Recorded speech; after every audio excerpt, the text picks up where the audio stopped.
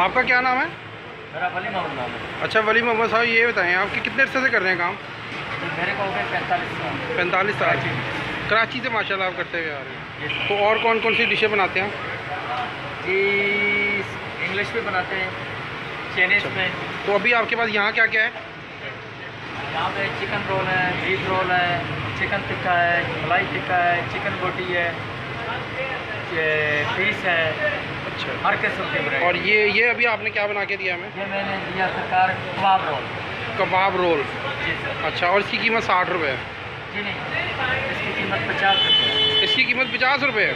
ये कबाब रोल है आपको चिकन। नहीं जी माशाल्लाह जी, आज हम पहली दफ़ा इनसे खा रहे बहुत हैं शुक्रिया। और अल्लाह ताला इनके काम में बरकत है। आज पहला दिन है जी इनका यहाँ पे। और किस नाम से आपका ये?